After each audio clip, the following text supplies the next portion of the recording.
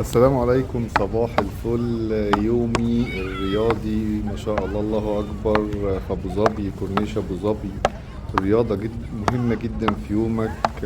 أنا بحب ألعب رياضة، ربنا يديمها علينا نعمة. ولو أنت ما بتلعبش رياضة لازم تلعب رياضة. أنا بدأت يومي مع كابتن خالد علي، فعلا نجم كبير في عالم الراكت في اسكندرية وفي أبو ظبي وفي كل مكان. طبعا أسطورة من أساطير لعبة الراكت كابتن خالد علي. بشوط عليه طبعا صواريخ وهو ما شاء الله بيصد، وبعد كده هو هيرد عليا الشوط وأنا هصد.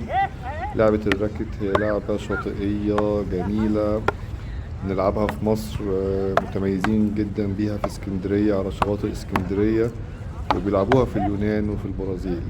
بعد كده طبعا لقيت لعيبة الفوتبول، صحابي برضو، بينططوا كده بيسخنوا قبل ما يلعبوا ماتش. فطبعا اسيبهم؟ لا طبعا، جريت عليهم وقعدت انطط كده، قلت لهم يلا بينا نعمل فيديو. شوية لعيبة ما شاء الله، قعدنا ننطط وقعدنا نبين كل واحد مهاراته في التنطيط، بالهيد وبالفخذ وبالرجل يمين وشمال وببطن الرجل وبوش الرجل. وكان في تفاهم وتناغم. فالتنطيط ديت برضو انا اللعبة دي بحبها جدا. اتبسطنا جدا بالتنطيط، وهسيبكم بقى تستمتعوا بالتنطيط بتاع الشباب.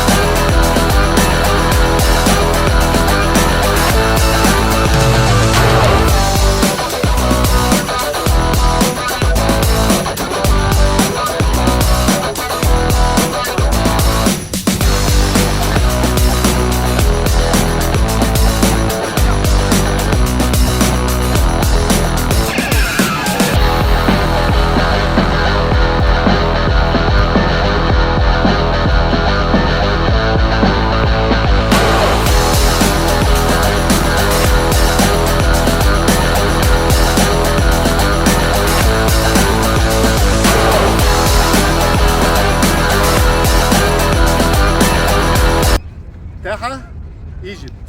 أنا عبد الرحمن نيجيريا. نيجيريا. أمين موروكو. عادل موراكو مغرب. أمين موروكو. امين موراكو. تعالى يا ابني. تعال. محمود ايجيبت فروم شبرا. احلى شباب ابو ظبي وكورنيش ابو ظبي. حبيبي مهارة تنطيط. حبيبي. شكرا يا شباب. بعد كده شباب الفولي بول ندهوني تعالى العب معانا جيم. رحت جاي رحت لعبت جيم فولي بول، لا جيمين فولي بول بصراحة. برضو الشباب ما شاء الله يعني كل يوم بيلعبوا فولي بول. لعبنا جيم كويس انا واحمد الشرقاوي اللي بيشوط دلوقتي ده كان بيلعب منتخب مصر شباب. وانا بحاول اعمل تراي، بحاول الم الملعب، بيحاولوا يسقطوا ورانا بس على مين طبعا. الحمد لله جبت الكورة كويس، وفي الاخر كابتن ابو الليل شاطها في الشبك فاخدنا النقطة.